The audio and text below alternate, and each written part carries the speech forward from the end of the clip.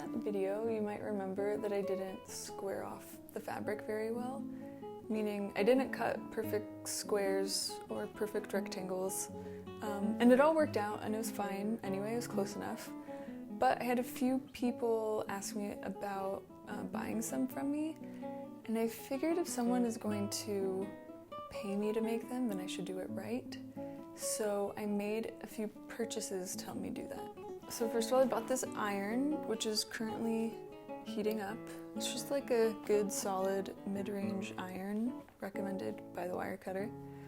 And I'm a little bit embarrassed to admit that I did not own an iron before like a week ago. And I'm sitting on the floor right now, in case you haven't noticed, because the only ironing board in my apartment is like a tabletop one, but I don't have a table in here, so I'm just sitting on the floor. And then I also bought a rotary cutter and a cutting mat. So if you use a rotary cutter, you need to also use a self-healing cutting mat, unless you just want to cut up whatever table you're working on, which maybe. And so a self-healing mat, when you do this, it's not gonna like leave a mark there. And so this rotary cutter, you should be fairly careful, it's very sharp.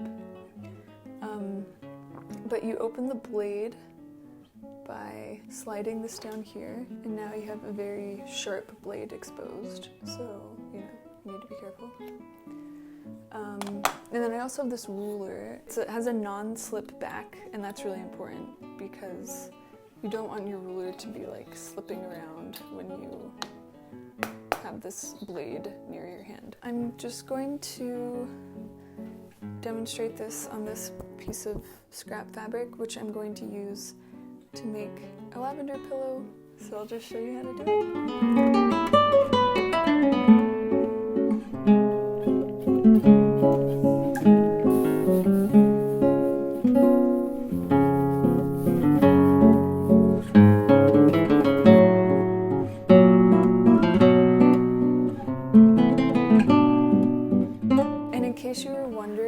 Yes, I am wearing this shirt because it matches the cutting mat. I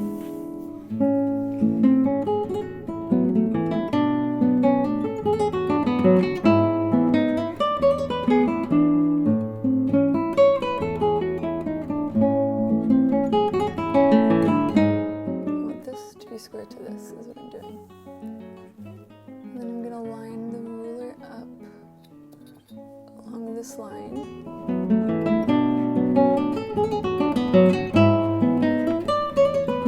It's all straight. And now I'm gonna take my rotary cutter.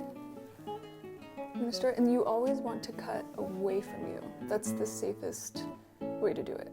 And you also want to make sure that your fingers they stay on the ruler. You don't want your fingers like off touching the fabric or touching the mat on the side that the cutter is going to be on. So you need to press down fairly hard. Oh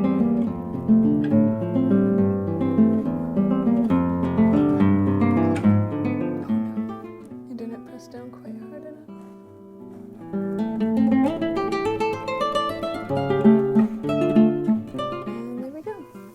So now this corner is square, and now I need to do it with the next 3 corners.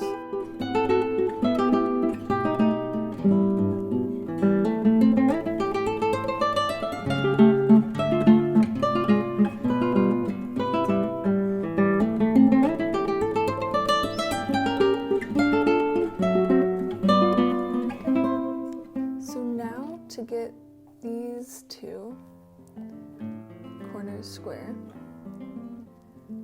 I'm going to now fold it across this way. So now I'm gonna square off this side, just how I did before.